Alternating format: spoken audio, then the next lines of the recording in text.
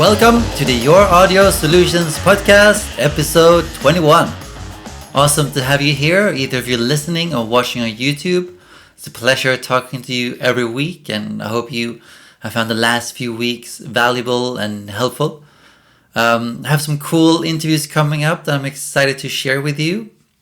It just takes some scheduling and to get the whole thing right, but they will soon be with you, I hope. Today's topic is how to negotiate your studio's rate or your service. So we talk about a few different ways of how you can negotiate a better rate or basically earn more money for your freelance work or your studio. But before we get into today's episode, I want to tell you about a free guide you can download straight away. It's in the description below. It's called 3 Tested Ways to Increase Your Client Base. In this guide, you can learn my 3 tested ways of doing that. So if you're a home studio owner or you're a freelance sound engineer, audio engineer, and you want to increase your client base, this guide is for you. Or if you have finished university or college and want to get your foot in the door, this guide can also help you. And the benefits of reading this guide is you can learn my tested email script of how to reach out to bands online, how to build profitable relationships with people in the industry, how to get clients coming back for more, earn more money, and as I said, get your foot in the door in the recording industry, essentially. So download, link below, it's free. But let's talk about today's topic, how you can negotiate a better rate for your studio or increase your already set rate for a certain client. So I assume you already have a rate set, however you came up with that rate or number. It could be what someone already paid you in the past.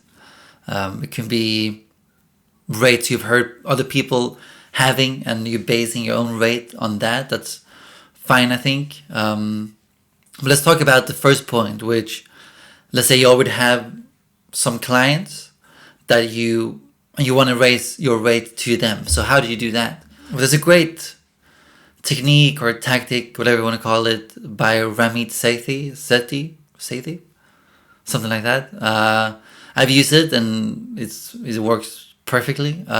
Essentially, it is, if you want to increase your current rate for your clients, a good way of going about it, rather than saying, hey, I'm increasing my rate, take it or leave it, they might not respond positively to that statement, so to speak. So a better way to go about it is to show them the value you have already given them and the added value you will give them going forward. For example, if you're mixing for clients or recording and they come back and say, hey, we want to do the next record with you, you can then introduce your new rate for them. So, for example, you can say, hey, whatever, thanks for wanting to work with me again, blah, blah, blah. Going forward, I'm going to have some new rates. And I was going to tell you what we have done in the past. For example, we did this successful EP for you the other time. You got this many gigs, listens on Spotify, whatever.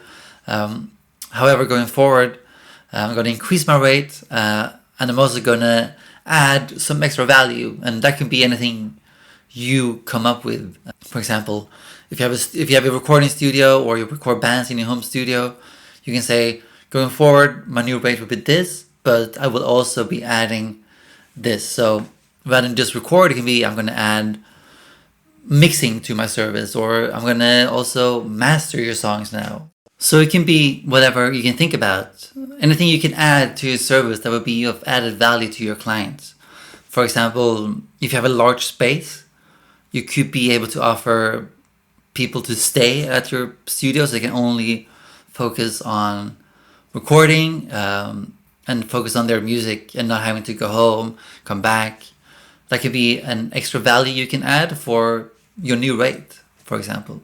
I have done this with a current client and show them what I have done and what I would be doing going forward. So yeah, it definitely works. So try it out. As a side note, it's always good to start out your rate a bit higher so you have room to negotiate. Just as a side note, sometimes that can be important. So don't say the exact rate you want, go a bit higher so you have room to negotiate. Another tip, and this is something I have talked about before, but it's super important. I think that's going to be the best thing, technique to apply to increase your rate, basically. And that is to find out about your client's goals and dreams with a project. And the reason this is important is because the more you know about where the client wants to take their project, for example, they want to get signed or they want to get on Spotify playlist, etc. This allows you to send a proposal which can include various price options. For example, let's say a client's dream is to get signed or get a publisher for his music. Then, or it's really important for him or her to record in with analog gear and get a certain sound that requires a certain studio or a certain drum kit, let's say, or amps, whatever. If you know that, you can then send the client a proposal where you accommodate for that need, so to speak. So that allows you to send the client different options, which includes a plan to achieve their goal, and that would obviously be more expensive than just say, hey, come to my studio and we record. If you understand my point. So it allows you to be creative in your pricing, in your price points to the client. So let's say a client desperately wants a publisher. Well, in your proposal to the client, you can say, you can come to my studio, we're going to record, I'm going to mix, and for this extra price, I'm going to help you find a publisher. And that would obviously be more expensive than just coming to record. So you can have three options. You can have just come and record. That's one price. We're going to mix a recording. That's another price. I'm going to help you find a publisher, and that could be another price. So we can go from a low price to a higher price. You cannot do this if you don't know what the client wants. And every client is different, I guess. Some clients just maybe want a recording, and that's fine. And that's all they're going to purchase. But sometimes you can have clients who want more and they want different stuff, and this allows you to accommodate for that and also increase the price you can charge. So this is a really cool thing, and I recommend you do it. So find out about your client's dreams and goals, and this is before you actually give them the rate. So say, hey, I want to record my music, can you do it? You say, yes, sure. Can I just ask you a few questions before we get into the details of the project, for example? And then you ask, what's your goal with this record? Or where do you want to take your music? And the more you find out, the more you can specify the proposal to him or her.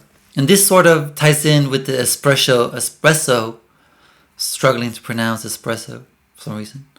But it ties in with the espresso machine technique, which is a Starbucks technique, and I heard this from Graham Cochrane. He's not the only one saying this, I guess, but it's a great thing to keep in mind, and it sort of goes in with the different proposal thing. So the concept is Starbucks sell cheap coffee, but they also sell very expensive espresso machines. Obviously, not every customer pays or goes in to buy the espresso machine. They come in to get a cheap coffee, for a few pounds. Dollars where you live. And the tactic with this is every now and then you will have customer who wants the premium product. So some customer do buy the espresso machine.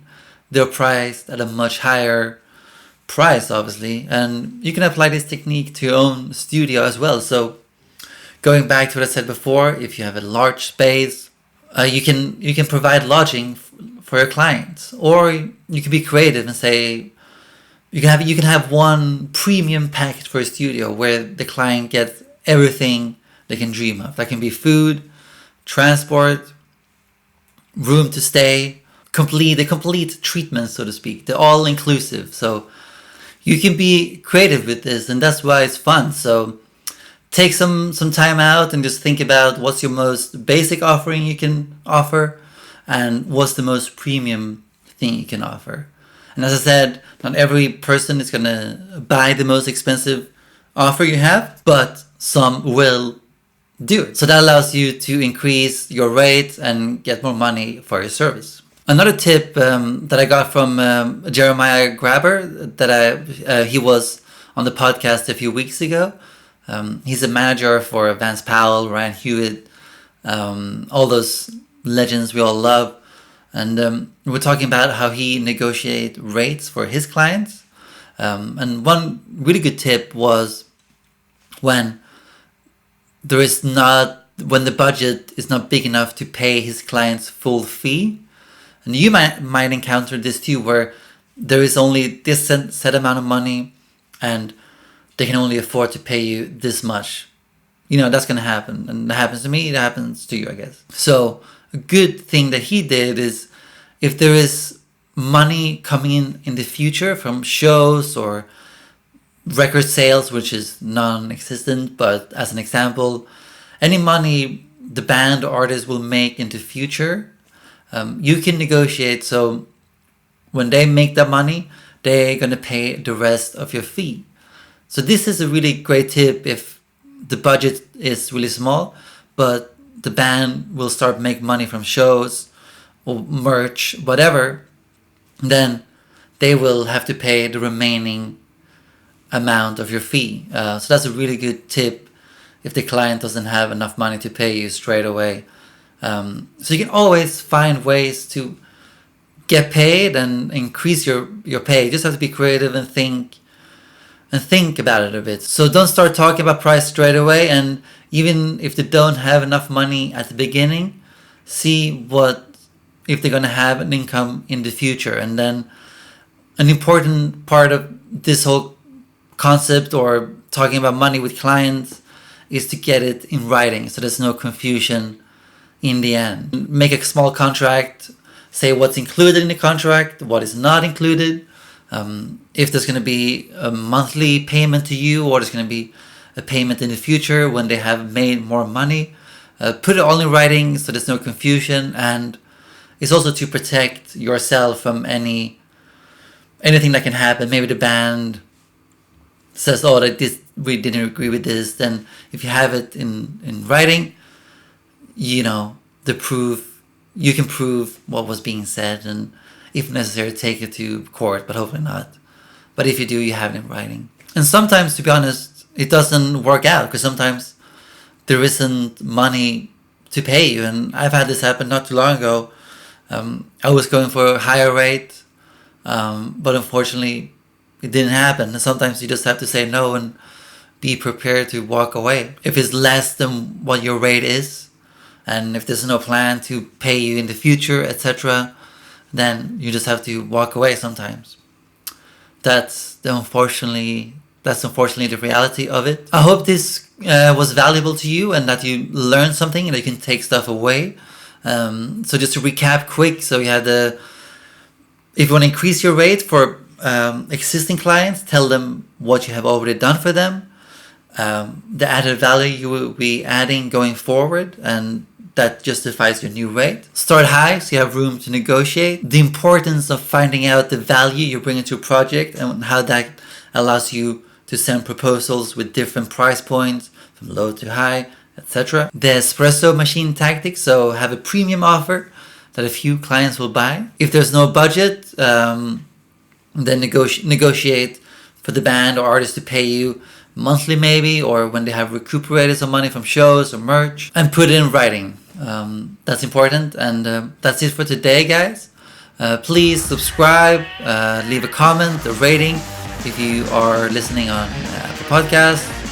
I don't think Spotify does ratings. And don't forget to download your free guide below, 3 tested ways to increase your client base. That's it for today. I'll see you guys next week.